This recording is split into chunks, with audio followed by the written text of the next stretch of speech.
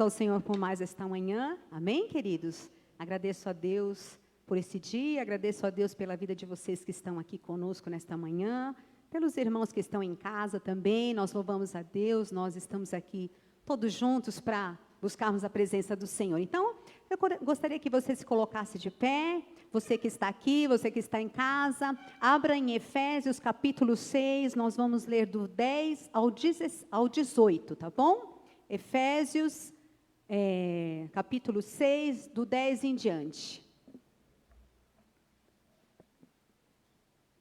Diz assim: quanto ao mais, sede fortalecidos no Senhor e na força do seu poder. Revesti-vos de toda a armadura de Deus para poderes ficar firmes contra as ciladas do diabo. Porque a nossa luta não é contra carne e sangue, e sim contra os principados e potestades, contra os dominadores deste mundo tenebroso, contra as forças espirituais do mal nas regiões celestes. Portanto, tomai toda a armadura de Deus para que possais resistir o dia mau, e depois de terdes vencido tudo, permanecer inabaláveis. Estai, pois, firmes, cingindo-vos com a verdade, vestindo com a couraça da justiça. Calçai os pés com a preparação do evangelho da paz, embraçando sempre o escudo da fé, com o qual podereis apagar todos os dardos inflamados do maligno. Tomai também o capacete da salvação e a espada do Espírito, que é a palavra de Deus, com toda oração e súplica, orando em todo o tempo no Espírito, e para isto vigiando com toda perseverança e súplica por todos os santos. Amém? Então, o apóstolo Paulo, ele traz, essa exortação aos Efésios, para que a armadura de Deus esteja revestida, ajustada na vida do cristão. Amém, querido? E eu quero perguntar para você nesta manhã, como é que está aí a sua armadura? Ajustada ou desajustada? Não fale nada, pense e você responda, tá bom? Então, a nossa armadura espiritual precisa estar bem ajustada. Por quê? Porque nós precisamos vencer as astutas ciladas do maligno. Então, para vencermos as astutas ciladas do maligno, porque nós vivemos num mundo natural e num mundo sobrenatural, e nós vivemos uma guerra constante, irmãos. O inimigo, ele trava uma guerra constante contra a igreja, contra os filhos de Deus. Então, nós precisamos estar com essa armadura bem ajustada em nossa vida, para que a gente possa, assimilar, as intenções do maligno, assimilar as suas ciladas, os seus dardos inflamados. Nós precisamos estar assim atentos, porque o nosso inimigo, irmãos, ele adora pessoas e crentes que estejam, vulneráveis. Amém? O inimigo, ele ama cristão que está vulnerável, que está dormindo. Em Efésios capítulo 5, 14, Paulo ainda diz: desperta tu que dormes, levanta-te dentre os mortos e Cristo te iluminará. O apóstolo Paulo está dizendo aos cristãos: levanta-te dentre os mortos, porque muitas vezes os cristãos estão ali no mesmo patamar com os mortos espirituais, estão dormindo. Então ele diz: desperta tu que dormes, levanta-te dentre os mortos. Nós somos o sal da terra e a luz do mundo, e nós estamos neste mundo para impactar este mundo e não sermos igual ao mundo, amém? Sermos diferentes, mas para isso nós precisamos entrar nessa batalha como soldados valorosos de Cristo, amém? Estarmos afinados com o Senhor, afinados com a sua palavra, intercedendo e orando em todo o tempo, para que não estejamos vulneráveis contra as astutas ciladas do maligno. Ele diz: sede fortalecidos no Senhor e na força do seu poder. Por isso, revestir-vos de toda a armadura.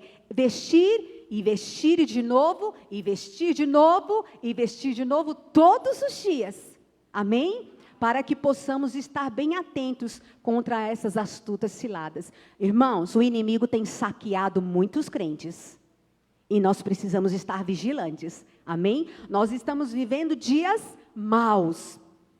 E nós temos visto aí que o inimigo, ele tem assolado não é somente o povo lá fora, mas o prato principal dele é o povo de Deus. Então nós precisamos estar atentos. Amém? Então, reajuste aí na sua vida espiritual a armadura de Deus, para que você possa resistir às astutas ciladas do maligno. Vamos orar, queridos?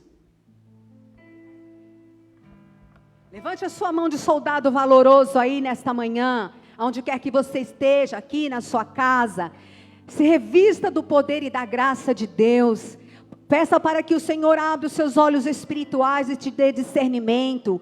Que você esteja bem ajustado na presença do Senhor. Que você esteja com a sua armadura reajustada e fortalecida. Para que não haja nenhuma brecha. Para que o inimigo venha tirar proveito da sua vida. Para que você não esteja vulnerável. Mas para que você seja um bom soldado, combatente. Que você tenha as suas armas espirituais, a couraça da justiça, a espada do Espírito Santo nas suas mãos, para lutar em ataque e ter a sua defesa na palavra de Deus. Em nome de Jesus, Senhor, Deus, abre os nossos olhos espirituais, nos ajuda, Senhor, como soldados de Cristo, a termos discernimento, a discernirmos os tempos, Pai. Que nós possamos nos revestir, Senhor, de toda a armadura de Deus em nossa vida.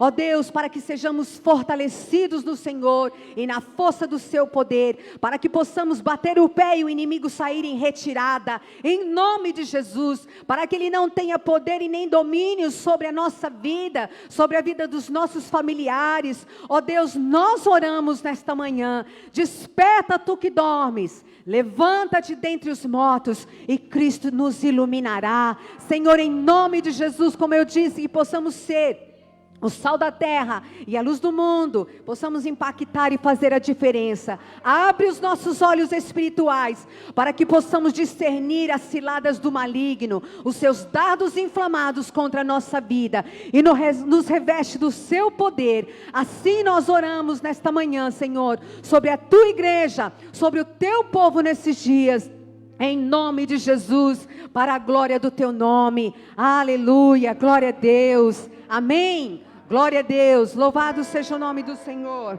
Vamos adorar a Deus nesta manhã.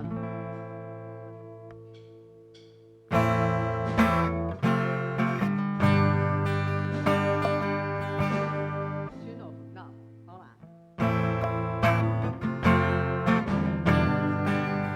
Vamos lá, com palma, gente. Aleluia. Ao erguermos as mãos para adorar ao Senhor.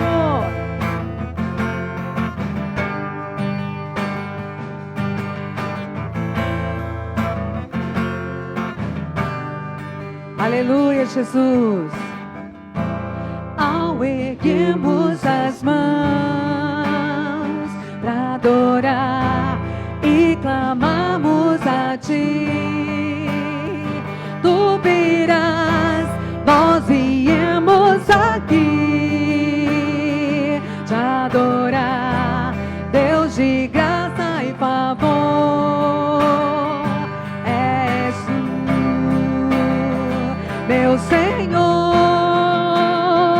digno és do meu louvor. Só Tu és, todos dirão que és Tu, sim, és Tu. Ele é santo.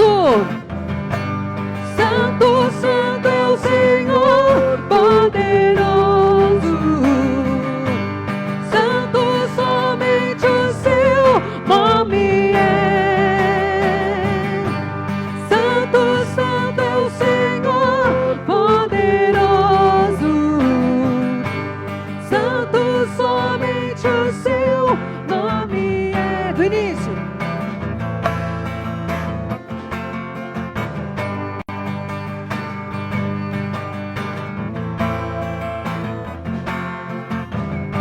Aleluia, glória a Deus. Ao erguermos as mãos para adorar e clamarmos a Ti, Tu virás, nós viemos aqui fazer o quê? Deus de graça e favor, és Tu, meu Senhor, digno és do meu louvor.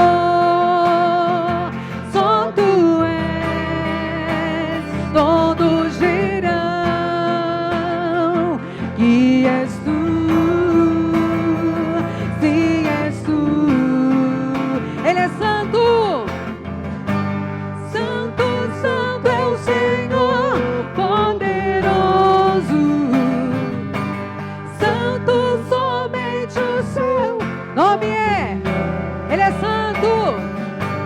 Santo, santo é o Senhor poderoso. Santo somente o seu nome é. Ao erguermos as mãos e clamarmos a ti, tu virás até nós por tua graça e favor. Ao erguermos as mãos e clamarmos a ti, tu virás até nós por tua graça. E favor. Vocês estão erguendo? Erguemos.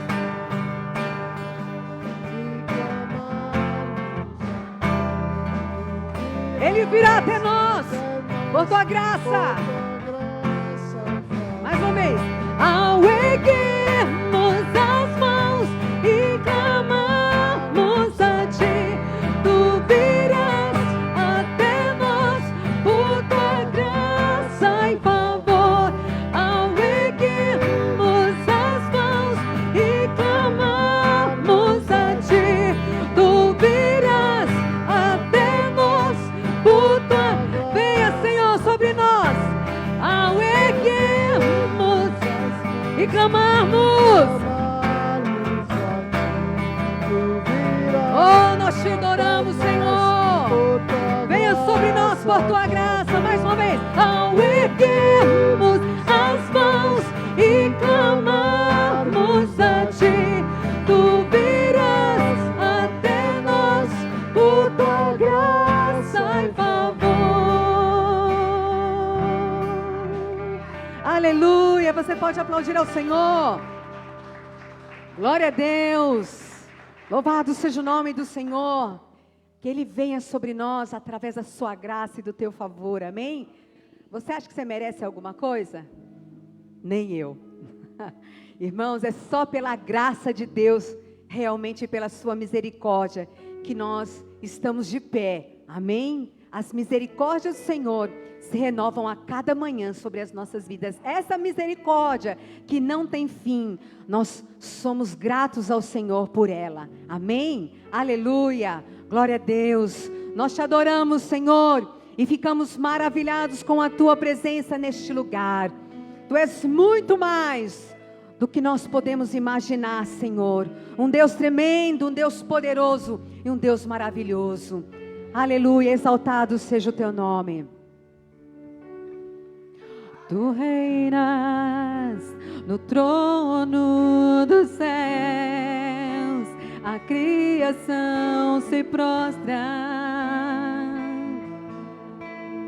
aos teus pés. Tu reinas vestido de glória, os anjos te adoram aos teus pés. Para sempre governarás. Teu reino não passará. Ó Santo Deus, fico maravilhado. Tu és muito mais do que eu possa expressar.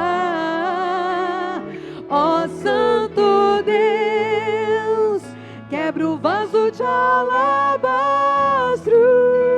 Sobre o Deus que sabe me maravilhar. Oh, aleluia! Declaramos, Senhor, tu és totalmente amável, tesouro desejável,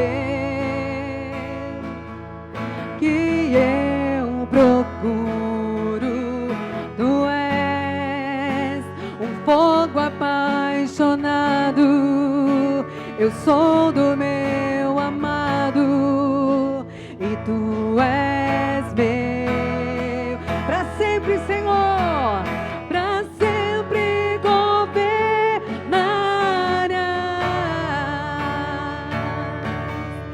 Teu reino não passará.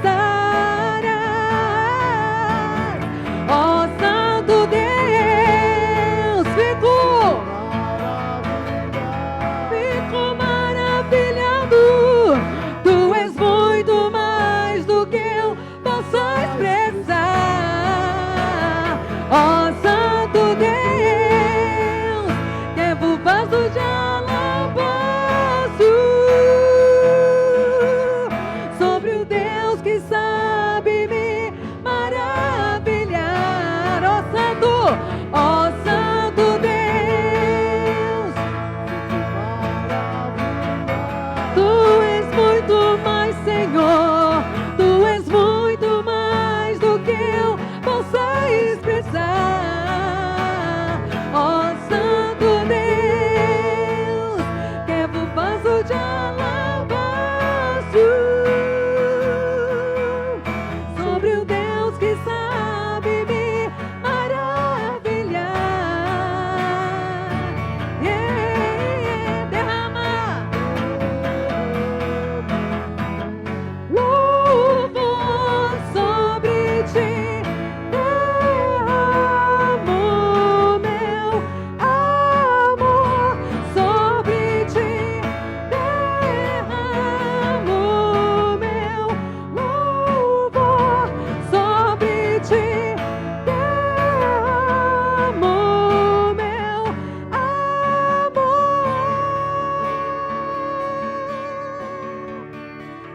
Te cante a Ele. Ó Santo Deus, cante. Fico maravilhado, Tu és muito, Senhor. Tu mais do que eu possa expressar. Ó Santo Deus, quebra o vaso de alabastro sobre o Deus que sabe me maravilhar. Ó Santo Deus, fico maravilhado. Tu és muito mais do que eu possa expressar. Ó Santo Deus, quebra o vaso de alabastro sobre o Deus que sabe me maravilhar.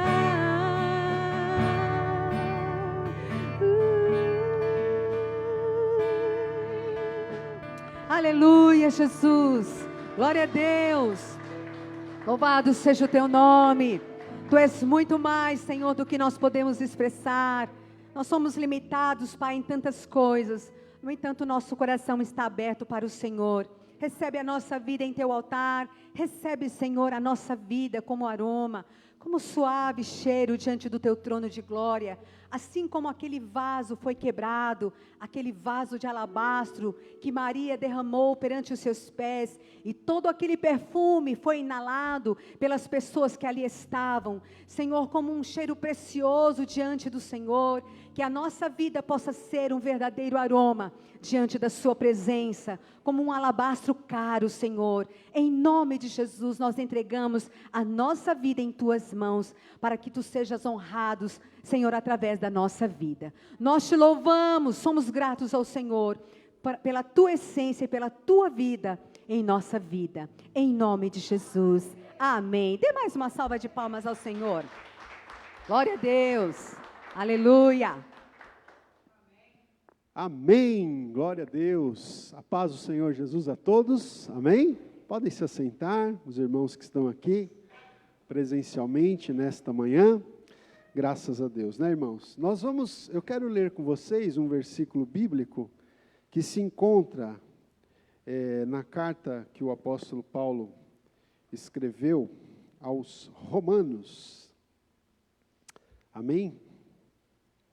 Glória a Deus.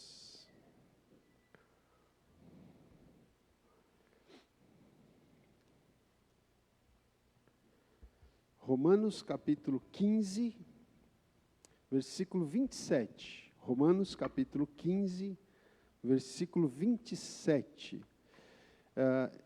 Antes de ler esse versículo, eu quero só contextualizar aqui para os irmãos que o apóstolo Paulo, ele está escrevendo aqui, então, para a igreja de Roma, né, e ele está falando sobre uma oferta que eles estavam tirando ali, né, entre várias igrejas, uma oferta para ser levada para os crentes pobres que estavam na cidade de Jerusalém, tá? Para judeus, né? Judeus pobres que moravam na cidade de Jerusalém. Então, no verso 27, Paulo diz o seguinte: isto lhes pareceu bem. Não é? Eu vou pegar aqui do 26 para a gente entender melhor, gente, olha. 15, 26. Porque aprouve a Macedônia e a Acaia levantar uma coleta em benefício dos pobres dentre os santos que vivem em Jerusalém. 27. Isto lhes pareceu bem, e mesmo lhes são devedores, porque se os gentios têm sido participantes dos valores espirituais dos judeus, devem também servi-los com bens materiais, né, gente? Então, é um princípio que o apóstolo Paulo ensina. Eu li um versículo correlato a esse no domingo passado, não é? Um princípio que o apóstolo Paulo ensina, de que quando nós somos participantes de valores espirituais, nós devemos, em contrapartida, né, servir com bens materiais, não é? Porque ele está falando aqui, os não-judeus estavam sendo participantes dos valores espirituais dos judeus, de toda a herança espiritual do povo de Israel, né? Abraão, Isaac, Jacó, Josué, né, Moisés, toda aquela herança, o rei Davi, tudo aquilo, né, gente? Agora estava sendo, toda aquela revelação que Deus tinha dado ao povo de Israel, agora estava sendo compartilhada com os não-judeus, com os gentios, né, com os não-judeus. Então Paulo fala, olha, se os gentios têm participado dos valores espirituais dos judeus, devem também servi-lo com bens materiais. Então eu quero desafiar, né, não só os irmãos que estão aqui presentes, mas as pessoas que estão nos assistindo agora, em tantos lugares. Graças a Deus a gente tem alcançado, né, bastante gente pelas redes sociais, até fora do Brasil a gente tem conseguido pessoas que têm assistido as nossas mensagens, as nossas lives, não só as que a gente faz aqui na igreja, os irmãos sabem que lá em casa também a gente tem preparado, né? Eu estava conversando com a Simone esses dias, olha que bênção, gente, vou gastar aqui 2 minutinhos para falar isso. Durante a semana, de terça a sexta, às 8 horas da manhã, eu e a Simone estamos fazendo lives, sempre falando de um tema diferente. Nesse momento a gente está falando sobre as parábolas de Jesus, né? Aí na terça-feira à noite eu faço uma live sobre escatologia, a doutrina dos últimos acontecimentos. Aí na quinta, aqui na igreja, a gente está pregando uma série sobre o profeta Elias, né? E de domingo de manhã, eu comecei semana passada, uma série sobre João Batista. Então tudo isso é trabalho, gente, de pesquisa, de estudo, né? Eu estava comentando com a Simone, por exemplo, hoje, eu vou pregar aqui, pela graça de Deus. Quando eu chegar em casa hoje, eu já começo a me preocupar com a parábola que eu vou falar na terça de manhã e com o curso de escatologia da terça-noite. Eu já tenho que começar a ler e estudar para falar isso. Quando chega às vezes na terça-noite, eu já tenho que me preocupar com a parábola de quarta de manhã. Às vezes eu levanto cedinho, 5h30, 6 horas da manhã, para começar a estudar, para poder ministrar. E assim vai. Aí quando eu termino a parábola de quarta, eu já tenho que pensar na de quinta, né? Aí quando eu termino a parábola de quinta de manhã, eu já preparo a mensagem do profeta Elias para quinta-noite. E quando eu termino o profeta Elias, eu já tenho que pensar na parábola de sexta. Aí quando sábado, eu acordo sábado de manhã, eu já tenho que me preocupar com a pregação do culto do domingo de manhã. Então, eu não estou aqui, eu estou vibrando com isso, né? Não estou reclamando, estou vibrando, porque a Simone sabe, eu tenho estudado bastante, tenho lido, Deus tem falado muito ao meu coração. Mas o que eu quero dizer? A gente está compartilhando, gente, valores espirituais, né? Então, eu quero desafiar você, em contrapartida, não só os irmãos da igreja do Tucuruvi, mas as pessoas que têm nos acompanhado, né? Você tem sido abençoado pelo ministério da Igreja Evangélica Avivamento Bíblico do Tucuruvi, né? Pela vida do pastor Ronaldo, da Simone. Então, faça um propósito de compartilhar também dos seus bens materiais, né? Dê uma oferta ao Senhor, o seu dízimo, né? Se você é desigrejado, né? Se você tem igreja, o seu dízimo tem que ser na sua igreja, né? Mas se às vezes está desigrejado, está sem igreja, dê o seu dízimo, semeie, oferte, né? Os nossos desafios são realmente grandes aqui na nossa igreja, né? Aluguel, água, luz, internet, subsídio do pastor, né? Eu sempre falo, quando os irmãos semeiam, dizimam aqui, estão financiando o ministério que Deus tem nos dado, né? Esse alcance que a gente tem tido, vocês vão ser participantes disso também, amém? Então, está aí na tela, para quem estiver em casa, a conta corrente da igreja, é no Banco Itaú, né? É a nossa preferência que você deposite no Itaú. Quem deposita no Itaú ou faz transferência, nem precisa mandar comprovante, porque já cai direto na conta da igreja, né? Agora, quem quiser usar Bradesco, Banco do Brasil ou Caixa, está aí o code aí para você ter acesso a essas contas. Também está o meu celular, você pode entrar em contato comigo. E aí sim eu preciso que você mande um comprovante do depósito ou transferência para esses outros bancos, que não o Itaú, para nós podermos então realocar, né, os recursos para o caixa da igreja ou para a conta corrente da igreja, tá bom? Então é isso, gente. Vamos semear nesta manhã, amém? Nosso irmão Daniel, obreiro, vai estar recolhendo as ofertas para quem está aqui. E você que está em casa, anote aí o número da conta, faça a sua transferência hoje ou no decorrer da semana. Abençoe a obra do Senhor, amém? Vamos louvar o Senhor. Te dou meu coração e tudo que há em mim, entrego meu viver, por amor a ti, meu Rei, meus sonhos rendo a ti, e meus direitos dou, orgulho vou trocar pela vida do Senhor, e eu entrego tudo a ti, tudo a ti, e eu entrego tudo a ti, tudo a ti.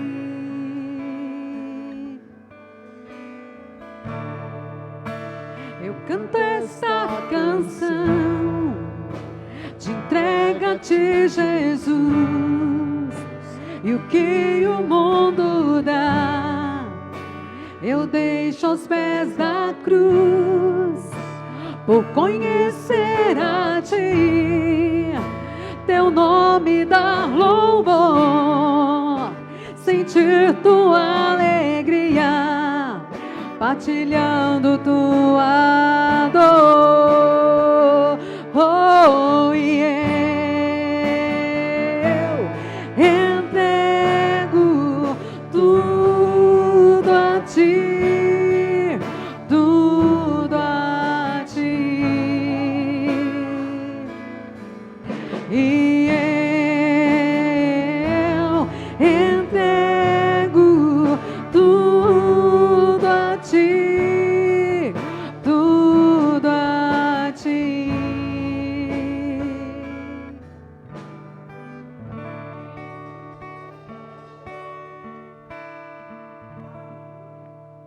Amém, gente? Eu vou pedir para o Daniel, tira a máscara um pouquinho aí, Daniel. Faz a oração agradecendo a Deus.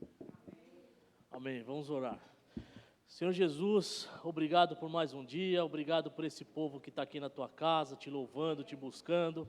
Esse povo que tem tido consciência, Senhor, da contribuição que essa casa precisa. Essa contribuição é um retorno que a gente dá para o Senhor, Pai. O que o Senhor deu para a gente está retornando para o Senhor. Eu agradeço por tudo que o Senhor tem feito nesta igreja. Em nome de Jesus, amém. Amém, glória a Deus. Então agora eu quero te convidar a abrir a sua Bíblia no Evangelho segundo escreveu o evangelista Mateus, capítulo 3. Fique aí, não é? Você que está olhando aí nas redes sociais, encontrou a nossa transmissão, fique aí, deixa o Senhor falar o seu coração nessa manhã. Se você puder curtir a nossa live, compartilhar, assim nós poderemos ter um alcance maior de pessoas. Deixe o seu comentário, deixe o seu pedido de oração, né? Quem está comentando, nós vamos orar também no final pelos pedidos de oração, amém? Glória a Deus. Muito bem, então Mateus capítulo 3, nós vamos ler aqui o versículo 7,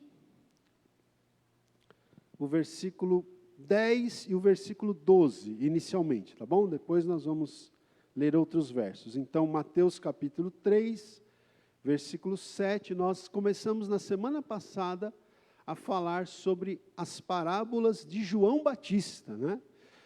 Durante a semana a gente está falando sobre as parábolas de Jesus. Domingo passado, hoje e no próximo domingo, nesses 3 domingos, nós vamos falar sobre as parábolas de João Batista. Então, vamos ler aqui, são figuras de linguagem, né? Que alguns comentaristas bíblicos consideram também como parábolas. Então, Mateus 3,7 diz o seguinte: vendo ele, porém, que muitos fariseus e saduceus vinham ao batismo, disse-lhes: raça de víboras, quem vos induziu a fugir da ira vindoura? Verso 10 agora. Diz assim: já está posto o machado à raiz das árvores. Toda árvore, pois, que não produz bom fruto, é cortada e lançada ao fogo. E agora o verso 12. A sua pá, ele a tem na mão, e limpará completamente a sua eira. Recolherá o seu trigo no celeiro, mas queimará a palha em fogo inextinguível. Amém, irmãos? Senhor Deus, em nome de Jesus, nós estamos diante da Tua palavra agora, a Tua palavra inspirada pelo Teu Santo Espírito, Deus, e te pedimos, Senhor, fala aos nossos corações, usa a minha vida por graça, bondade e misericórdia, e alcança muitos corações nesta manhã, os que estão aqui presencialmente, os que vão ouvir pelas redes sociais, alcance estas vidas, Pai, em nome de Jesus, amém. Graças a Deus. Irmãos, o tema da mensagem de hoje é o seguinte, é um tema forte, é um tema relevante, contundente, desafiador. O tema hoje é arrependei-vos, que era a mensagem de João Batista, não é? Então veja, a mensagem, irmãos, dos versículos 7 a 10, a gente vai reler os versículos, a mensagem dos versículos 7 a 10 e do verso 12, não é?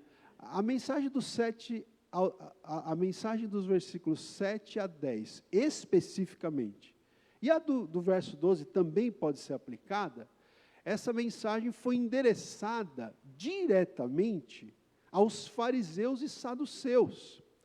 Você pode notar aí no verso 7, que o texto diz, né? Vendo ele, o ele aqui é o João Batista, tá?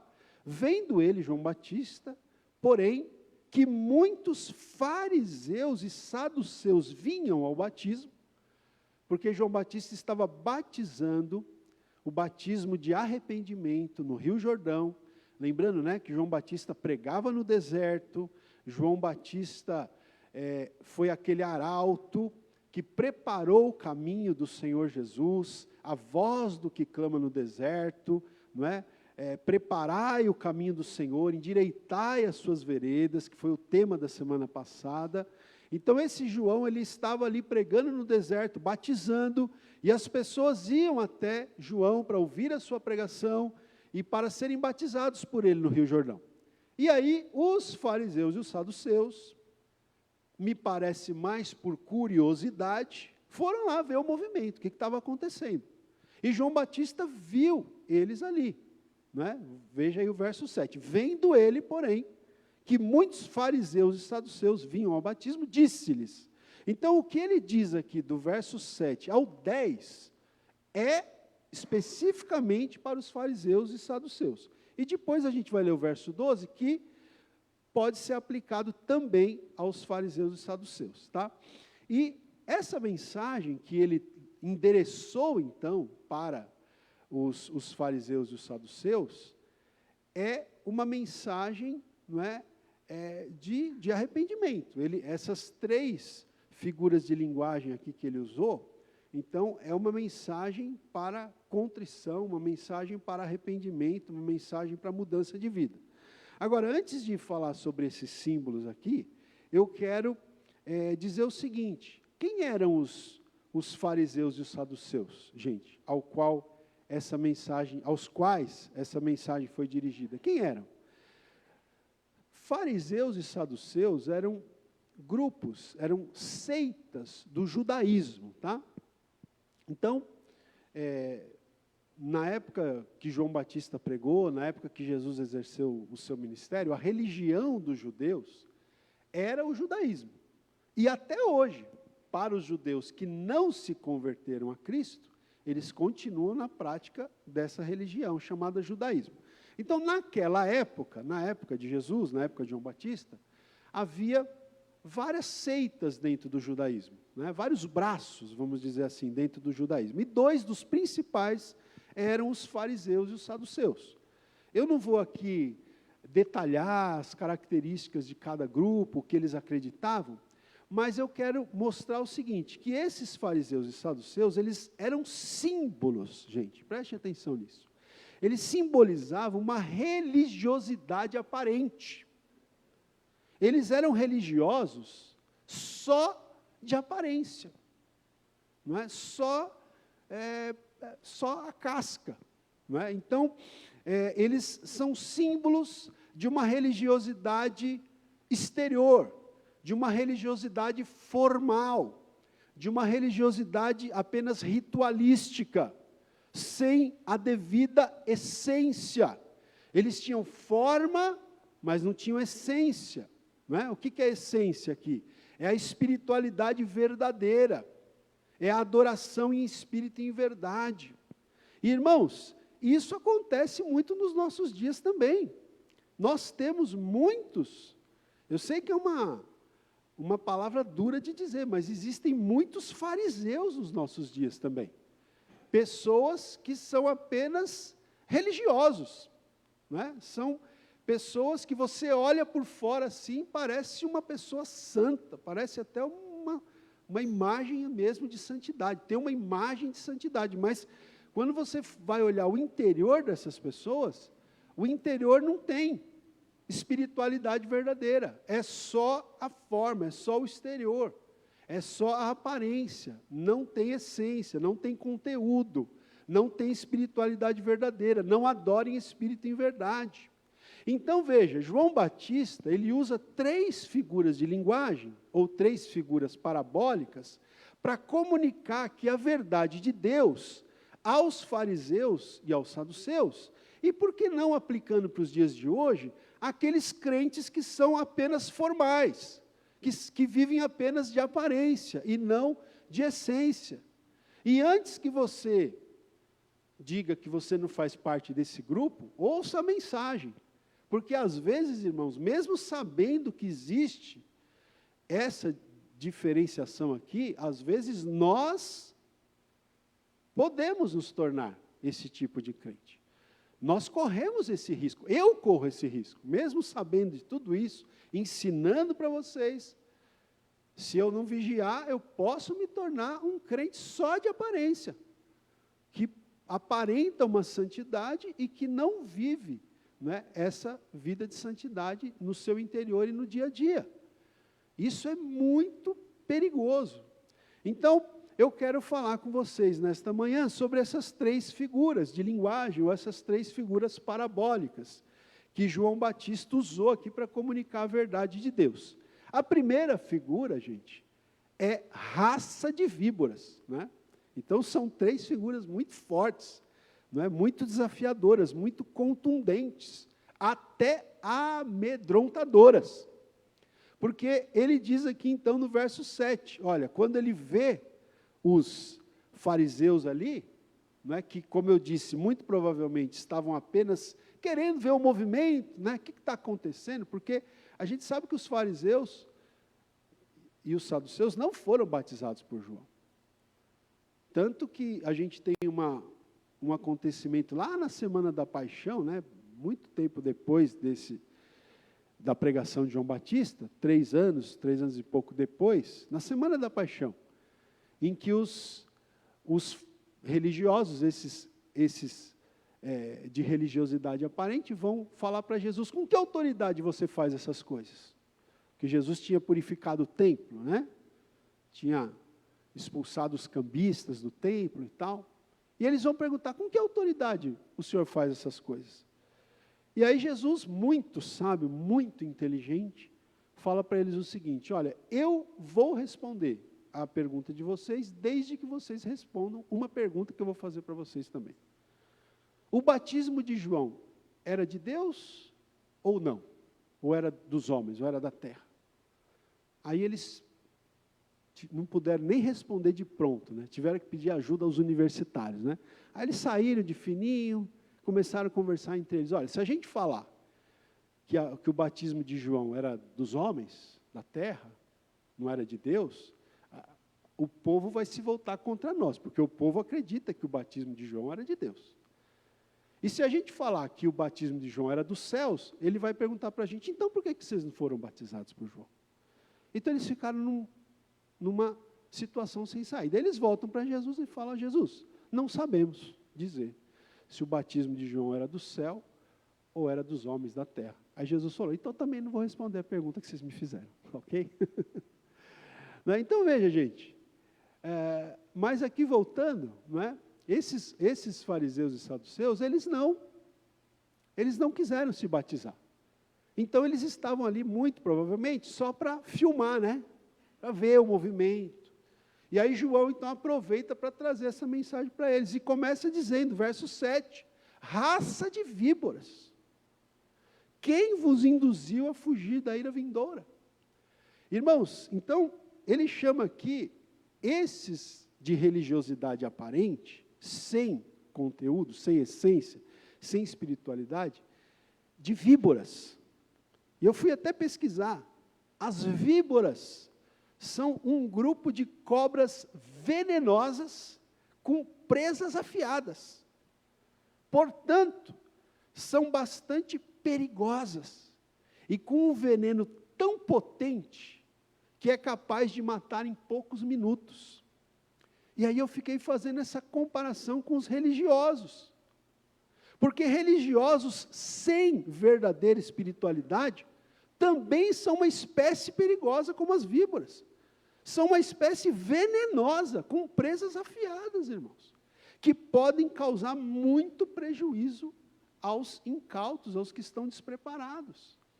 Não é? Estou me lembrando aqui, por exemplo, da igreja da Galácia, que o apóstolo Paulo plantou, ensinou para eles que a salvação era, não é, provinha pela graça de Deus, mediante a fé, independentemente das obras, ensinou para eles o evangelho da graça, e quando Paulo virou as costas para ir plantar outra igreja em outra cidade, como ele sempre fazia, vieram lá quem? Os judaizantes, esses aqui, os fariseus, essa turma. Alguns que tinham, em tese, tinham se convertido a Jesus, tinham aceitado a Jesus, mas que ainda ficavam apegados às obras da lei. E foram lá falar para os Gálatas, não, Paulo falou que basta a fé? Não, além da fé, vocês precisam fazer obras, vocês precisam se circuncidar, vocês precisam fazer outras obras, senão vocês não vão ser salvos. E confundiram a cabeça dos crentes da Galácia. Por isso Paulo teve que escrever para eles a carta aos Gálatas. E já começou dizendo, como que vocês estão saindo do evangelho que eu anunciei para vocês para outro evangelho? Onde vocês estão com a cabeça? Estou aqui parafraseando, mas era isso, a mensagem de Paulo aos Gálatas era essa.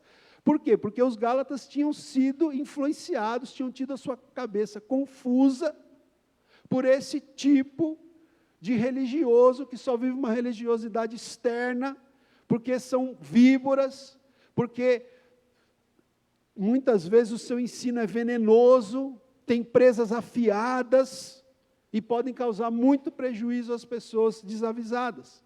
E quando João Batista usa essa expressão, raça de víboras, ele está ciente do caráter daqueles fariseus e saduceus que tentariam, não conseguiram, mas tentariam frustrar o estabelecimento do reino de Deus. Porque eles tentaram matar a Cristo e conseguiram, mas não sabiam que ao fazer isso estavam cumprindo o propósito de Deus, né? Porque convinha que Cristo morresse. Né? Então, eles eram hipócritas. Jesus dedicou, né? A gente tem aqui em Mateus o capítulo 23, que é quase que o capítulo todo, ou boa parte dele, para condenar a hipocrisia. Jesus fala várias vezes: ai de vós, escribas e fariseus, hipócritas. Jesus fala claramente, a hipocrisia, o fingimento, a falsidade, era a raiz cancerosa desse grupo. E o verso 7, né, o João Batista faz uma pergunta para eles. Além de chamá-los de víboras, ele pergunta: quem vos induziu a fugir da ira vindoura? Veja aí, ira vindoura. Então, irmãos, existe uma ira. Né? Esse versículo nos revela, e tantos outros, que existe uma ira, um juízo, um castigo, que haverá de vir sobre esse tipo de gente, que é apenas casca, apenas forma. E ele fala que quem vos induziu a fugir da ira vindoura? Não é? Só que no versículo 8, ele diz também o seguinte, João Batista diz para eles: produzi, pois, frutos dignos de arrependimento. Não é? Produzam, é como que se, eu até anotei aqui, né? Existe um fio de esperança para se escapar do juízo, desde que se produzam frutos dignos de arrependimento, frutos que demonstrem um arrependimento verdadeiro. Na linguagem de hoje, esse versículo é traduzido: façam coisas que mostrem que vocês se arrependeram dos seus pecados. Olha, façam coisas que mostrem que vocês realmente se arrependeram dos seus pecados. E arrependimento, gente, era a mensagem de João Batista. O verso 2 já começa dizendo, né, a primeira palavra, ó, eu vou ler o 1 e o 2 do capítulo 3 de Mateus. Veja, naqueles dias apareceu João Batista, pregando no deserto da Judéia, e dizia, primeira palavra da pregação de João Batista, qual que é? Arrependei-vos, porque está próximo o reino dos céus. Então, arrependimento era a pregação de João Batista. Não é? E arrependimento, gente, essa pregação de João Batista aqui, ela não caiu em desuso. Ela continua valendo para hoje. É ainda uma necessidade para os nossos dias. Até mesmo para muitos que estão dentro das igrejas, ou que se consideram povo de Deus, ou que se consideram corpo de Cristo. Precisamos nos arrepender. E arrependimento não é remorso, né? É diferente. Remorso é até bom, mas não é ainda, não chegou no grau de arrependimento. Arrependimento é contrição. Arrependimento é conversão. Arrependimento é mudança. Então, era essa a mensagem deles. Talvez vocês possam escapar da ira vindoura, desde que vocês se arrependam e produzam frutos dignos de arrependimento. Que as atitudes de vocês, que as atitudes da vida de vocês mostrem que de fato vocês mudaram, que de fato vocês se converteram, que de fato vocês se arrependeram. E João vai além, verso 9, né? Olha só, vamos para o verso 9. Ele já se antecipa aqui, porque ele conhece a turma, né? Ele conhece a turma. Então ele já se antecipa e diz assim: E não comeceis a dizer entre vós mesmos, temos por pai Abraão. Porque eu vos afirmo, que destas pedras Deus pode suscitar filhos a Abraão. Né? Porque esses fariseus, esses religiosos, eles, além de tudo, eles tinham um orgulho espiritual. Um orgulho espiritual. Né? Para ilustrar isso, basta a gente lembrar de uma das parábolas que a gente até falou essa semana, a parábola do fariseu e do publicano. Né? O orgulho do fariseu.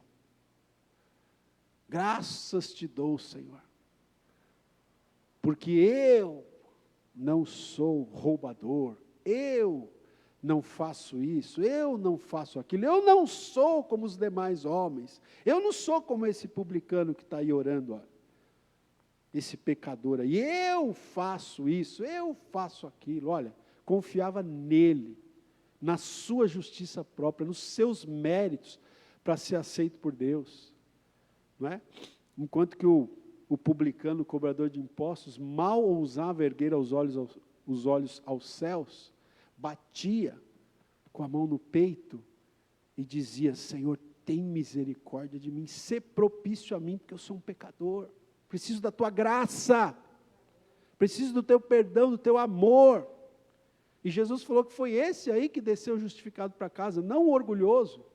Mas esses fariseus, esses religiosos, e irmãos, é fotocópia com os nossos dias. Né? Se você já conheceu um fariseu do nosso tempo, eles são bem assim mesmo, eles são orgulhosos, eles se acham mais santos do que os outros, porque eles, né, muitas vezes apegados a tradições de homens, né? Olha, eu não faço isso, não é? Vou dar alguns exemplos. Eu não corto o meu cabelo, né? No caso de algumas mulheres, né? Olha aí, você vê o cabelo da mulher, está lá no pé, tudo despontado, mas está orgulhando, se orgulhando disso, está orgulhosa de não cortar o cabelo, de não passar uma maquiagem, de não colocar um brinco, não é?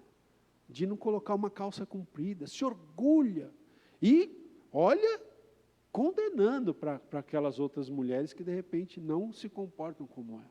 Um orgulho espiritual, uma religiosidade falsa, externa, formal, ritual, nada de espiritualidade verdadeira por dentro, sepulcro caiado, é o que Jesus falou, por fora está caiado, está bonitinho, está pintadinho, mas por dentro só tem o que dentro de um sepulcro?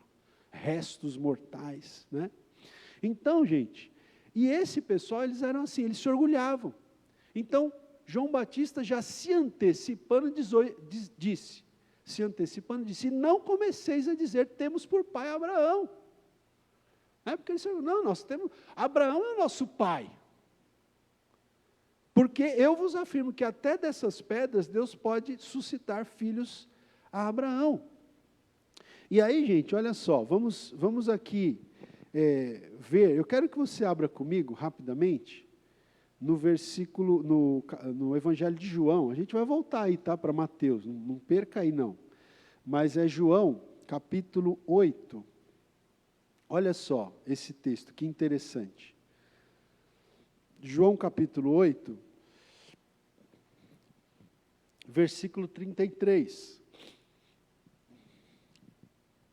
João capítulo 8, versículo 33, diz assim, olha só, como eles se orgulhavam disso, né? João Batista já antevia. João 8,33, responderam-lhe, aqui é um tipo de uma conversa, de um embate que Jesus estava tendo, agora não João Batista, Jesus tendo com os fariseus, né? Com os judeus, com os fariseus. Verso 33, o que eles respondem para Jesus? Somos descendência de Abraão, e jamais fomos escravos de alguém. Como dizes tu, sereis livres? Né? Porque Jesus estava falando aqui, conhecereis a verdade e a verdade vos libertará. Mas vamos para o verso agora em João mesmo, verso 37. Versículo 37, agora é Jesus falando. Bem sei que sois descendência de Abraão. Contudo, procurais matar-me, porque a minha palavra não está em vós. Verso agora 39. Então lhe responderam, mais uma vez, responderam a Jesus: nosso pai é Abraão. Disse-lhe Jesus: se sois filhos de Abraão, praticai as obras de Abraão. 40. Mas agora procurais matar-me, a mim que vos tenho falado a verdade que ouvi de Deus. Assim não procedeu Abraão. Verso 41. Vós fazeis as obras de vosso pai. Aí preste atenção agora. Eles estavam falando que eles eram filhos de Abraão, não é isso? Só que Jesus vai mostrar para eles que a paternidade deles era outra. Aí no verso 41 ele diz: vós fazeis as obras do vosso pai. Disseram-lhe eles: nós não somos bastardos, temos um pai que é Deus. Verso 42, replicou-lhes Jesus: se Deus fosse de fato vosso pai, certamente me havíeis de amar, porque eu vim de Deus, e aqui estou, pois não vim de mim mesmo, mas Ele me enviou. Verso 44, agora ele informa a paternidade deles: vós sois do diabo, que é o vosso pai, e quereis satisfazer-lhe os desejos. Ele foi homicida desde o princípio, e jamais se firmou na verdade, porque nele não há verdade. Quando ele profere mentira, fala do que lhe é próprio, porque é mentiroso e pai da mentira. Então, gente, veja, preste atenção no que eu vou falar aqui agora. Esses fariseus se orgulhavam de ter por pai Abraão, não é isso? No entanto, como víboras, eles estavam mais ligados, como víboras. O que é uma víbora? Uma serpente, né? Uma cobra. Pois então, se orgulhavam de ter por pai Abraão, mas como víboras estavam mais ligados à antiga serpente, o diabo, do que a Abraão. Por isso que Jesus falou: vocês têm por pai o diabo. E esse orgulho espiritual aqui, dos fariseus, me fez lembrar, irmãos, e eu quero ler com vocês, do orgulho espiritual da igreja de Laodiceia, lá em Apocalipse. Vamos ler lá rapidamente, Apocalipse capítulo 3. Né? Porque a igreja de Laodiceia era uma igreja orgulhosa também. Uma igreja orgulhosa, uma igreja soberba, autossuficiente, arrogante. E, irmãos, para muitos comentaristas do livro de Apocalipse e da Bíblia, essas 7 igrejas aqui do Apocalipse representam 7 períodos da história da igreja, ao longo desses 2000 anos de história, né? Cada uma representando um período. Então, por exemplo, a primeira, que é Éfeso, representando a igreja primitiva, e assim sucessivamente, até chegar à última das 7, que é a que a gente vai falar agora, que é Laodiceia, que representaria esse momento histórico que nós estamos vivendo, prestes a testemunharmos o arrebatamento da igreja. Então, a essa igreja, que possivelmente representa a igreja dos nossos dias, que era uma igreja que tinha orgulho espiritual também, Jesus disse o seguinte, olha só, capítulo 3 de Apocalipse, versículo 15, Jesus disse: conheço as tuas obras, que nem és frio, nem quente. Quem dera fosses frio ou quente. 16, assim porque és morno, e nem és quente, nem frio, estou a ponto de vomitar-te da minha boca. Pois dizes, olha aí, olha o orgulho espiritual no verso 17. Pois dizes, estou rico e abastado, e não preciso de coisa alguma, e nem sabes que tu és infeliz, sim, miserável, pobre, cego e nu. Olha aí, gente, era uma igreja orgulhosa, arrogante, dizia, estou rico e abastado, não preciso de coisa alguma. E parece muito com a igreja dos nossos dias, irmãos, uma igreja autossuficiente, uma igreja arrogante, né? Uma igreja que quer determinar o que Deus tem que fazer, né? Como se Deus fosse o nosso servo, né? E nós os seus senhores. Uma igreja muito apegada às coisas materiais, às coisas mundanas, não é? Então, é o retrato da igreja dos nossos dias aqui, esse orgulho espiritual, né? Dos fariseus, faz lembrar o orgulho espiritual dessa igreja em Laodiceia. E aí eu quero trazer algumas aplicações aqui para passar para a segunda parábola aqui. Algumas perguntas para nós, irmãos. Pense nisso que eu vou perguntar para você agora, você que está aqui, você que está em casa. De qual grupo nós fazemos parte, irmãos? Fazemos parte do grupo da religiosidade exterior? Só formal, ritual, aparente? Ou fazemos parte daqueles que vivem uma verdadeira espiritualidade? Estamos quentes, frios ou mornos? Porque a gente tem que estar quente. A gente também não deve estar frio. Embora Jesus falou que é preferível o frio do que o morno. Não é? Não que com isso você deva se conformar em ficar frio. Não é? Mas Jesus ainda falou que o frio é preferível ao morno. Porque o morno é aquele que muitas vezes se parece com a igreja dos nossos dias, né, irmão? Ele quer Jesus, mas ele também quer o mundo, né? Ele quer as coisas espirituais, mas ele também, olha, né?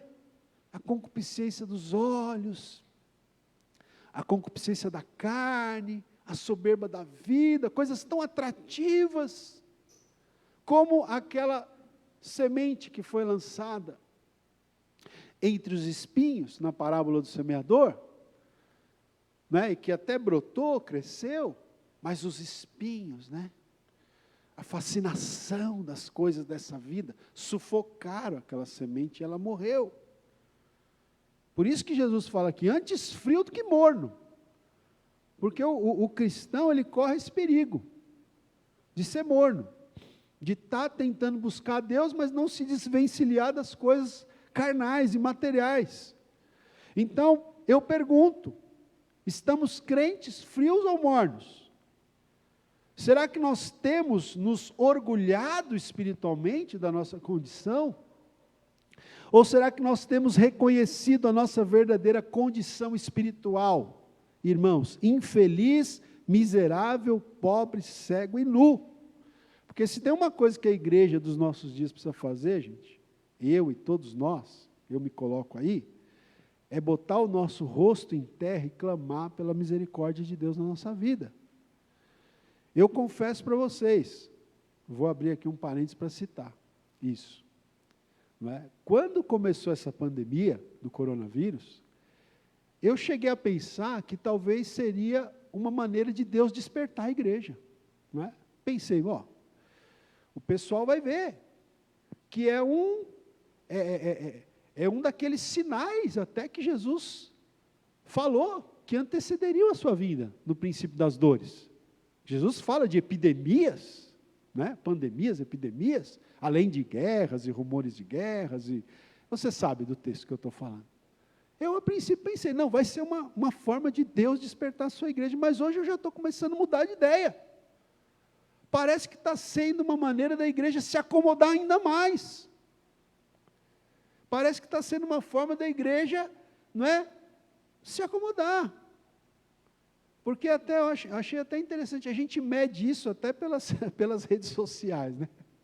Eu me lembro a primeira pregação que eu fiz aqui, gente, que foi o culto transmitido ao vivo, né? O primeiro culto que a gente fez aqui, ao vivo, foi num domingo, foi dia 22 de março, né? Dia 22 de março.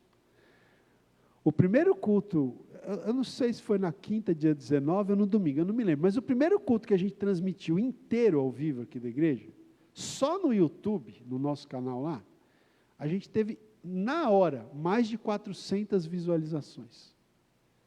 O culto da última quinta-feira teve 30 visualizações. Porque no começo, né? Não, vamos assistir, vamos. Mas é assim, gente. Começa, né, diminuindo a frequência nos cultos. Aí, por causa da pandemia, a gente tem que assistir o culto online. Aí começa. Só que aí começa a diminuir também a frequência nos cultos online. Daqui a pouco, irmão, como é que vai ser? Então, nós temos que pensar nisso aqui. Nós temos que reconhecer. A nossa condição espiritual é infeliz, miserável, pobre, cego e nu.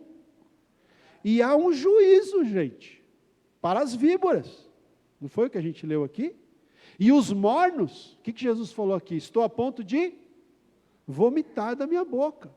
Portanto, vamos observar aqui, lá em Apocalipse de novo, os conselhos de Jesus para essa igreja aqui de Laodiceia, verso 18, 3:18 de Apocalipse. Aconselho-te que de mim compres ouro refinado pelo fogo, para te enriqueceres. Aqui fala de um ouro espiritual, né? Não material. Vestiduras brancas para te vestires, a fim de que não seja manifesta a vergonha da tua nudez, e colírio para ungires os olhos, a fim de que vejas. Eu repreendo e disciplino a quantos amo. Sê, pois, zeloso e, olha a palavra aí de João Batista, arrepende-te. Verso 20, eis que estou à porta e bato. Jesus está falando para uma igreja aqui, não é para um incrédulo não, que ele está falando essa palavra. Embora a gente aplique muito aos incrédulos. Eis que estou à porta e bato. Se alguém ouvir a minha voz e abrir a porta, entrarei em sua casa, cearei com ele e ele comigo. Como dizem alguns, né? Jesus estava do lado de fora aqui, irmão. Ele está falando com a igreja. Ele está batendo na porta da igreja, do coração do povo de Deus. Se alguém ouvir a minha voz e abrir a porta, eu vou entrar. E cearei com ele e ele comigo. Então, esse é o desafio aqui para nós. Amém, gente? Vamos voltar lá para Mateus capítulo 3. Vamos falar aqui agora, estou controlando o horário aqui, tá, gente? Vamos lá, versículo 10 agora, de Mateus capítulo 3. Mateus 3, versículo 10. Deixa eu voltar aqui também. Mateus capítulo 3, versículo 10. Diz assim, e o que Jesus diz mais? E já está posto o machado à raiz das árvores. Essa é a segunda parábola aqui. O machado posto à raiz das árvores. Não é? Irmãos, o que significa essa frase? O machado está posto, já está na raiz das árvores. O machado já está ali, ó. A pessoa que vai cortar a árvore já está aqui, ó. Não vai pegar o machado ainda lá no celeiro, procurar onde está o machado. Não, o machado já está posto à raiz das árvores. Ou seja, o machado está pronto, está prestes a cortar as árvores. Que árvores? Que árvores que serão cortadas? Quais árvores serão cortadas? Verso 10. Toda árvore, pois, que não produz bom fruto, é cortada. Toda árvore que não produz bom fruto, vai ser cortada. Então, a gente tem que se perguntar, como árvores, não é? Nós temos dado frutos, irmãos, temos dado bons frutos, porque toda árvore que não produz bom fruto, vai ser cortada, não é? Eu vou ler um comentário aqui do Herbert Locker, ele diz assim, no machado, temos simbolizado os instrumentos que Deus usa para tratar com aqueles que, apesar dos seus direitos e privilégios, são árvores infrutíferas. Preste atenção. O machado, ele simboliza o instrumento que Deus usa para tratar com aquelas pessoas que são árvores infrutíferas, apesar dos direitos e privilégios que têm, não é? Irmãos, a palavra de Deus é um machado. A palavra de Deus é um machado. E Deus usa, não é, esse machado para derrubar as árvores que não dão fruto. E aí, eu pergunto para você, seguindo aí, e aonde essas árvores cortadas serão lançadas? O que diz o texto aí? O machado já está posto, a raiz, toda árvore que não produz bom fruto é cortada e lançada aonde, irmãos? Onde que a árvore é lançada? No fogo, símbolo do juízo, mais uma vez. Veja que ele já tinha falado do juízo lá no verso 7. Agora ele fala do fogo aqui, ele vai falar de novo daqui a pouco. Né? O fogo é símbolo do juízo. Então, irmãos, eu já vou passar para a terceira parábola aqui, mas antes eu quero fazer algumas perguntas. Né? Nós, irmãos, temos recebido muitos direitos e muitos privilégios como salvos em Cristo Jesus. Se é que você é salvo em Cristo Jesus.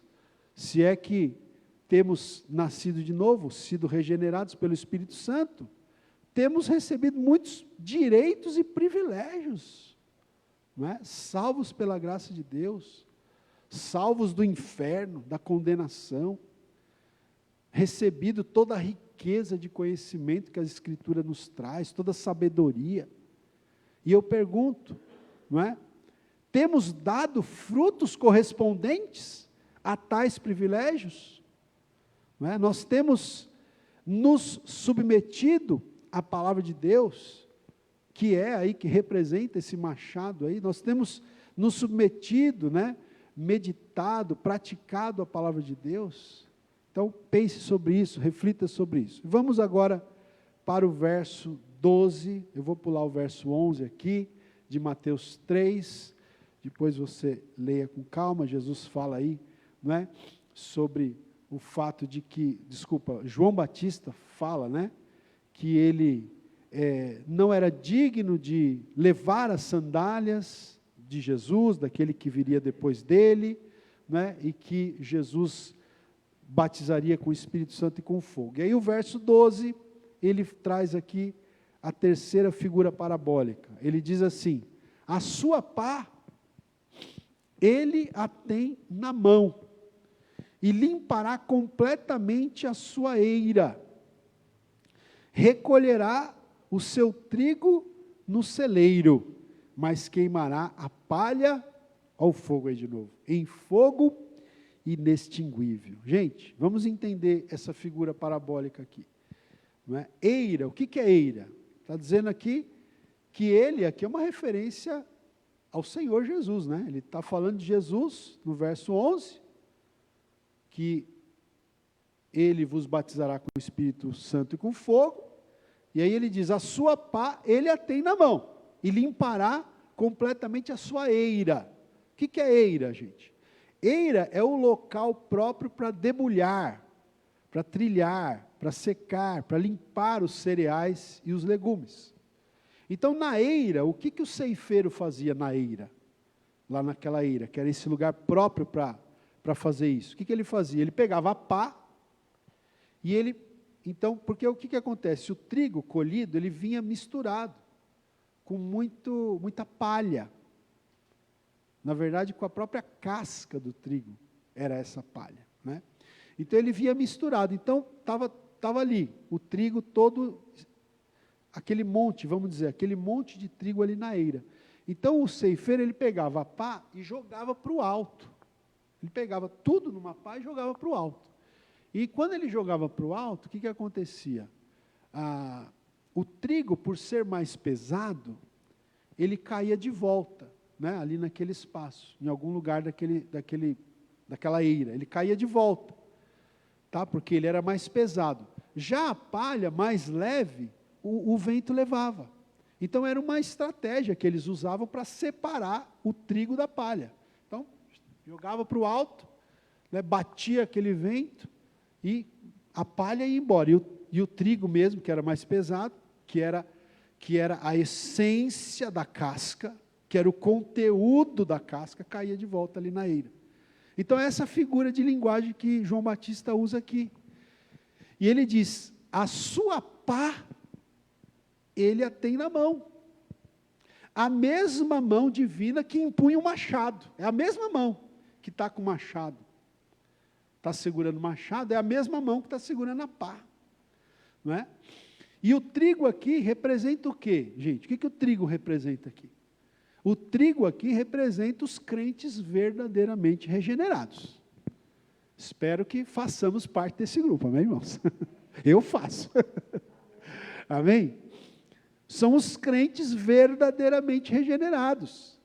São os crentes, os cristãos que não vivem de aparência.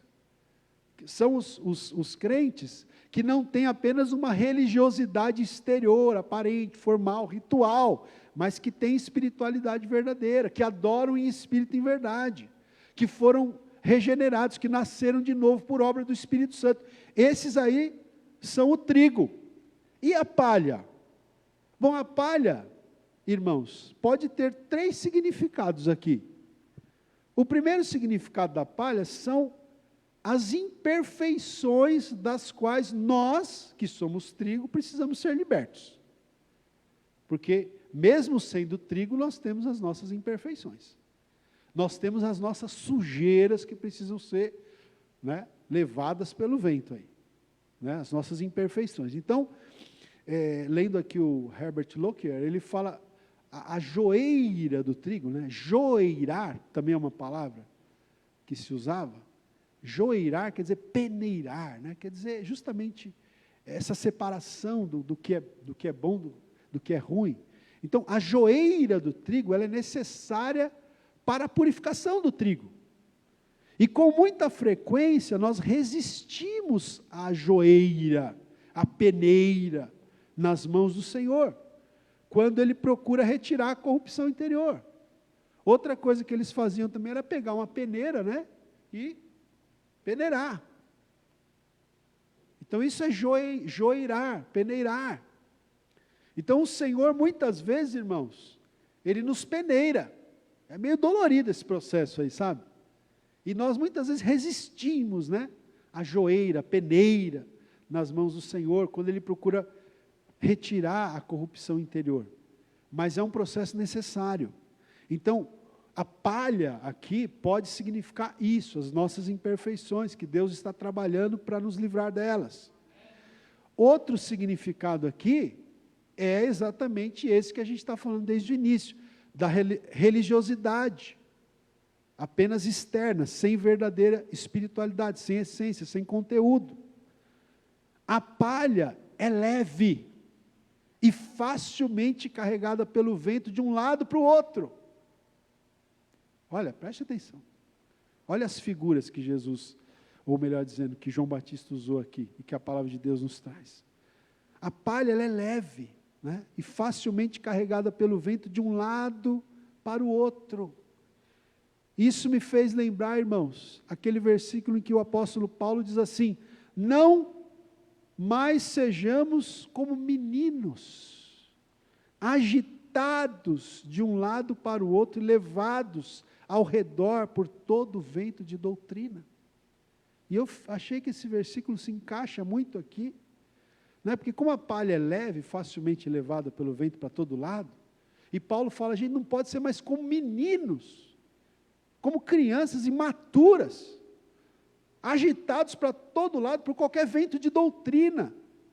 Quer dizer, irmãos, que crentes imaturos, que são meninos, que Paulo está falando, não sejamos mais como meninos, mas infelizmente tem aqueles que são ainda como crianças. Crentes imaturos, que não têm firmeza doutrinária, são levados para todo lado por qualquer vento de doutrina, não é? Crentes assim, são como palha. Esse tipo de crente imaturo. Veja aqui então, né, que a gente tem o que é religioso, apenas forma, e o que é imaturo, que não tem firmeza doutrinária, é como a palha, para qualquer lado o vento leva. Isso aqui significa palha. Porque, gente, eu fiquei pensando uma coisa, você até suporta e aceita, obviamente, a imaturidade de um crente novo convertido, né? É como uma criança, certo? Você não vai exigir maturidade de uma criança de 6, 7, 10 anos de idade, tá certo? Você vai exigir maturidade de uma pessoa adulta, não é? Então, um crente recém-convertido, não com 10 anos de convertido não, tá? Recém-convertido, não é? Até, é claro, é imaturo, está crescendo, está começando a entender, né? O Marcos, por exemplo, aqui, ó. A Márcia já tinha tido um contato, né, com a fé, né, Márcia? Na infância. Mas o Marcos, acho que agora que começou, né, Marcos? Então, o Marcos, na fé, ele é uma criança, ele está começando. Mas ele é aplicado. Todo dia de manhã ele está com a gente lá na live. Está crescendo, ele está aprendendo. Daqui a pouco ele passa uns crentes velhos aí, viu, irmãos? Uns crentes acomodados aí. Porque a imaturidade de um crente novo é uma coisa, mas imaturidade de um crente que já está há 30 anos na igreja, irmão, aí você tem que pensar, peraí, essa pessoa nasceu de novo mesmo? Teve um encontro com Deus? Porque se não teve, se é imaturo porque não teve um encontro com Deus, irmão, já vou me adiantar aqui, não vai para o celeiro não, vai para o fogo, não é? E também, ó, ele diz, o autor lá que eu estou me baseando, ele diz assim, a palha é a casca do trigo, a palha é a casca do trigo, não tem peso nem substância, porque o peso e a substância é justamente o trigo é a substância da casca, certo? Então, a palha é a casca, ela não tem peso nem substância, assim são os religiosos formais. Assim são os crentes que não crescem em maturidade. Eles têm somente a casca da verdade. Falta-lhes peso e substância, conteúdo, essência. E a palha também significa, além desses crentes religiosos imaturos, a palha também significa os ímpios. Os ímpios, aqueles que não querem saber de Deus. Salmo, versículo 1,4 diz, os ímpios são como a palha que o vento dispersa. Lá no Salmo 1 diz isso. Você conhece o Salmo 1. Agora, quando o trigo está totalmente limpo, né, depois que o ceifeiro já joeirou, já jogou para cima e o vento levou a palha embora, para longe ali daquela eira. Então, quando o trigo está totalmente limpo, o ceifeiro faz o quê? Leva o trigo para o celeiro. Foi o que João Batista disse aqui. Recolherá o seu trigo no celeiro. Então o trigo é levado para o celeiro. E a verdadeira igreja, dos salvos, dos regenerados, dos que nasceram de novo, dos que não vivem apenas uma religiosidade aparente, essa igreja também vai ser levada para o celeiro de Deus, que é o céu, irmão. Agora a palha, diz aqui, que vai fazer o que com a palha, né? Depois ele ajunta, depois que levou o trigo para o celeiro, ajunta aquela palha toda que o vento soprou e faz o quê? Toca fogo. Né? Era isso que o ceifeiro fazia. A palha será queimada. E aí João Batista falou, mas queimará a palha em fogo inextinguível. A palha será queimada em um fogo que nunca se apaga. Essa figura aqui revela a condenação daqueles que se recusam a abandonar a falsa religiosidade, a imaturidade e a impiedade, o pecado. E quão terrível, gente, é a condição daqueles sobre quem cai a ira de Deus. O Herbert Lockyer, ele escreve essa frase no livro e eu fiquei parado aqui pensando. Você já pensou, irmão, naquele dia? Eu até me lembrei dos textos lá de Mateus, eu não vou ler aqui, eu ia ler, mas o tempo já não nos permite, mas eu vou citar. Quando Jesus diz que naquele dia muitos virão e dirão, Senhor, mas em teu nome, Senhor, nós expulsamos demônios, nós curamos enfermos, nós fizemos muitas maravilhas, Senhor. E o Senhor dirá para eles, apartai-vos de mim, não vos conheço. Um texto semelhante está lá, esse texto que eu citei está em Mateus 7, do 21 ao 23, um texto semelhante está em Mateus 25, 41, Quão terrível, que coisa terrível vai ser as pessoas ouvindo isso naquele dia. Que coisa terrível é a condição daqueles sobre quem cai a ira de Deus. Então, meus irmãos, não é? É tempo de nós nos voltarmos para Deus. Mesmo aqueles que já nasceram de novo, é tempo de nós nos consagrarmos. Aqueles que não têm certeza da sua salvação, precisam encontrar essa certeza da salvação em Cristo Jesus. Precisam se voltar para o Senhor. Os ímpios precisam se voltar para o Senhor. Não é? Então, algumas aplicações aqui para a gente terminar. Já que o trigo são os crentes regenerados, a pergunta é: você já nasceu de novo? Você tem convicção, certeza da sua salvação em Cristo Jesus? Será que nós temos resistido ou nos submetido ao processo de joeirar, de peneirar o trigo em nossas vidas? Você é trigo ou palha? Você será recolhido no celeiro de Deus ou será queimado no fogo inextinguível, que nunca apaga? Você tem convicção da sua salvação? Então pense sobre isso, reflita sobre isso, mas vamos aqui aprender com essas figuras de linguagem, e a palavra de Deus para nós nessa manhã é essa: arrependei-vos. Amém, irmãos? Vamos ficar de pé na presença de Deus? Vamos louvar ao Senhor, vamos orar ao Senhor nesta manhã. Glória a Deus pela sua bendita palavra, não é? Sua palavra inspirada, sua palavra que tem autoridade sobre as nossas vidas. Amém? Glória a Deus, louvado seja o Senhor. Vamos orar enquanto eles se preparam aqui. Feche seus olhos. Você que está em casa, acompanhando esta mensagem também, se puder, pare aí o que você está fazendo, não é? E ore conosco nesta manhã. Consagre a tua vida, consagre ao Senhor a tua vida nessa manhã. Glória a Deus. É tempo de arrependimento, irmãos, é tempo de contrição, é tempo de mudança, é tempo de conversão.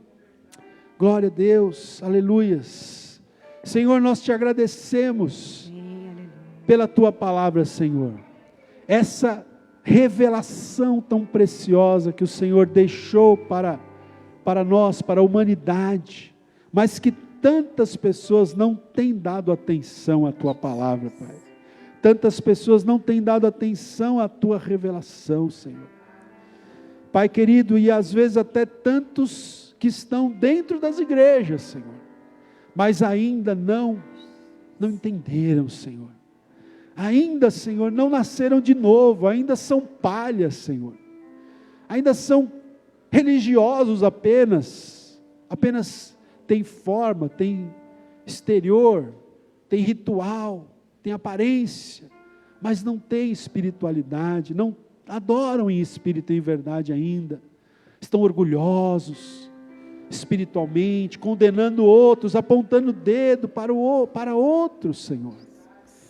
Ainda há aqueles que são imaturos, que não cresceram, às vezes estão há 20, 30 anos dentro da igreja, não cresceram, não amadureceram. Senhor, Pai querido, atua, Espírito Santo de Deus, atua, usa a tua palavra que foi pregada nesta manhã, usa com poder, com autoridade, para que vidas sejam tocadas, vidas sejam alcançadas, vidas sejam regeneradas, vidas sejam, Pai, restauradas na tua presença, em nome do Senhor Jesus, Pai. Querido Deus, que possamos produzir frutos dignos de arrependimento, que possamos, Deus, dar frutos como árvores frutíferas que somos, porque temos recebido tantos direitos e privilégios, temos que frutificar, Senhor, em contrapartida. E Senhor Deus, em nome de Jesus, nós, Pai, queremos e haveremos de ser recolhidos no teu celeiro, o céu, Pai. Que aqueles que ainda não têm essa convicção possam encontrá-la em Cristo Jesus, possam te buscar, possam entender o evangelho da graça de Deus, mediante a fé em Cristo Jesus, e se apropriar desta salvação, Senhor. Em nome de Jesus, oramos, glória a Deus. Vamos adorar o Senhor. Sonda-me, Senhor, e me conhece. Glória a Deus. Quebranta o meu coração. Faça esta oração Transforma-me em forma de cântico. Conforme a tua palavra. E enche-me até que em mim se ache só a ti. Então,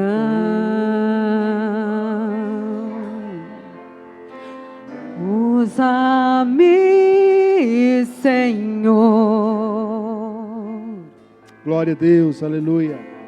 Usa-me como um farol que brilha à noite, como ponte sobre as águas, como abrigo no deserto, como flecha que acerta o alvo. Eu quero ser usado da maneira que te agrada, em qualquer hora e em qualquer lugar.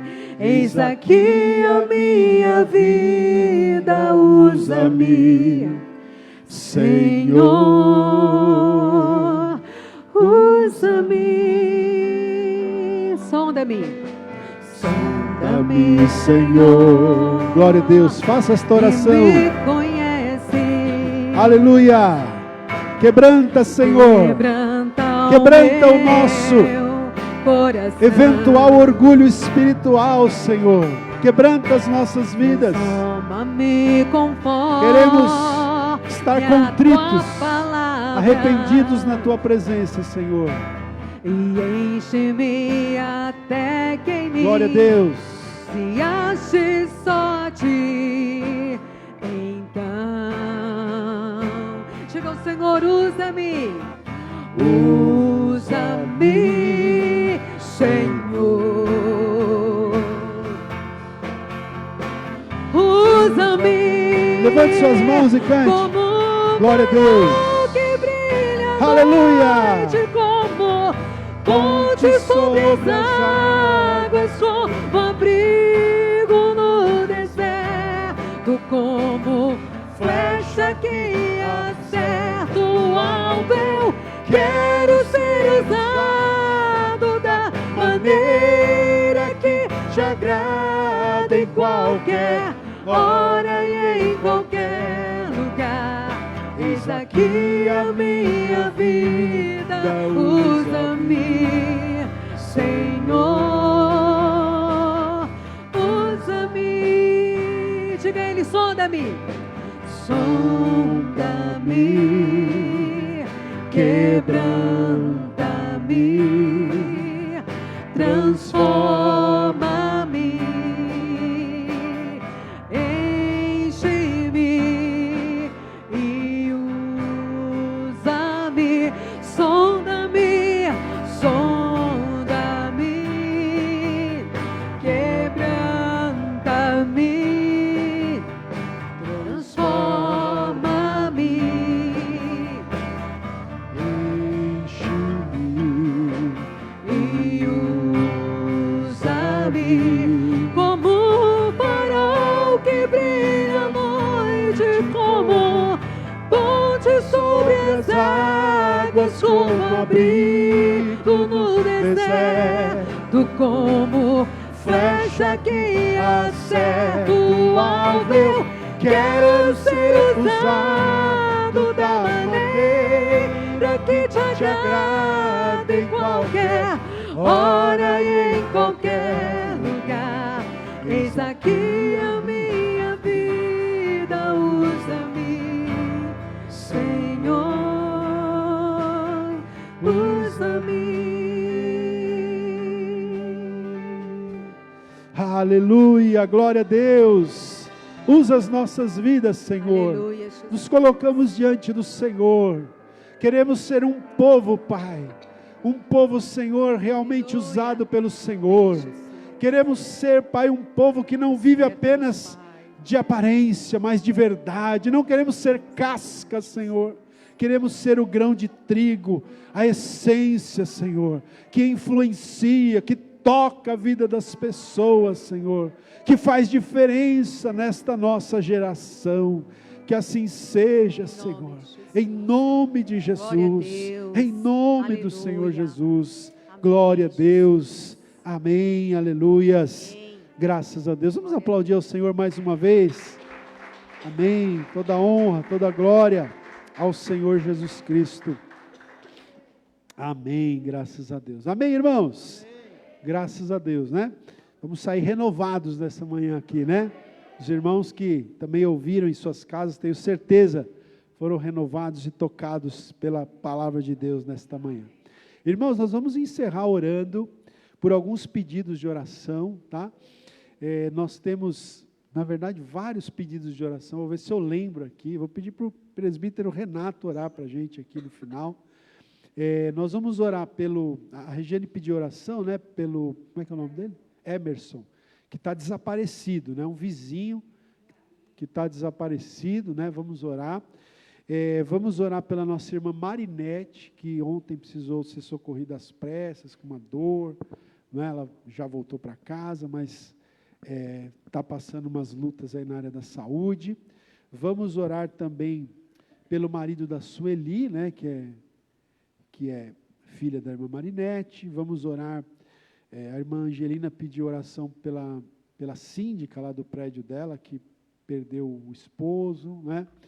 Enfim, nós temos muitos pedidos, gente, tem chegado muitos pedidos de oração, mesmo o pessoal que assistiu agora, muito provavelmente, as pessoas já digitam assim os seus pedidos, né? Então, vou pedir para o Renato, o presbítero Renato, orar e colocar diante do Senhor esses pedidos de oração. Você que tem o seu pedido também, levante a sua mão aí, não é? Vamos clamar a Deus em nome de Jesus. Amém, Jesus, glória a Deus. Senhor maravilhoso, nós te louvamos, ó Pai, agradecemos por este momento maravilhoso na Tua casa, na Tua presença, louvamos o Teu nome, Senhor, porque, Senhor, podemos estar aqui nesta manhã, como é bom poder estarmos novamente juntos aqui, Senhor. Nós te agradecemos, ó Pai querido, por esta oportunidade maravilhosa e oramos agora pelos pedidos de oração, meu Pai. Senhor, o pastor colocou aqui vários pedidos de oração, Senhor, como foi falado aqui do vizinho da Regiane, Pai, a irmã Marinete, Senhor, Pai querido, o esposo, o síndico lá da irmã Angelina, que perdeu a esposa, meu Pai, e cada pedido de oração aqui, Senhor, Tu sabes, Tu conheces, Pai, os irmãos que estão aqui com as suas mãos levantadas, que têm os seus pedidos de oração, os irmãos que estão assistindo, que estão digitando esses pedidos de oração, Pai, nós cremos num Deus poderoso, um Deus, Pai querido, que pode realizar o impossível, pode fazer o milagre. Meu Deus, Tu és a nossa esperança, o nosso socorro, bem presente na angústia, meu Deus querido, e é a Ti que nós clamamos, a Ti que nós erguemos a nossa voz nesta manhã, Pai, pedindo socorre, Pai, socorre estas vidas, Pai, em nome de Jesus. Entra com o Teu poder, com a Tua provisão e faz um milagre. Nós oramos no nome poderoso de Jesus. Amém. Amém, irmãos, graças a Deus, né? Gente, então é o seguinte, vocês já conhecem a programação, de terça a sexta às 8 horas da manhã, a gente está falando sobre as parábolas de Jesus. Terça-feira à noite, estudo, né? Vamos despertar, gente, vamos nos voltar para a palavra, né? A gente está falando sobre a doutrina dos últimos dias, né? Quinta-feira estaremos aqui, permitindo Deus, igreja aberta, né? Lugares aqui para os irmãos estarem, quem quiser estar. Estamos falando sobre a vida do profeta Elias, né? E permitindo Deus, no próximo domingo estaremos aqui também nesse mesmo horário, tá bom? Então é isso, vamos encerrar com a bênção apostólica. Obrigado pelos irmãos que estão aqui presencialmente. Como eu tenho falado, né, tem sido muito importante nessa retomada a vinda de vocês aqui para nos dar esse apoio, né? Tão bom não falar para as cadeiras vazias. Então, se você puder vir, venha, né? Agradeço também ao pessoal que tem acompanhado pela internet. Vamos continuar juntos, né? E é isso daí. Amém? Glória a Deus. Que o amor de Deus, o nosso Pai, a graça do Senhor Jesus Cristo e a comunhão do Espírito Santo de Deus seja com todos nós, com todo o povo de Deus, hoje e sempre. Amém. Deus abençoe, um ótimo domingo a todos. Vão na paz do Senhor.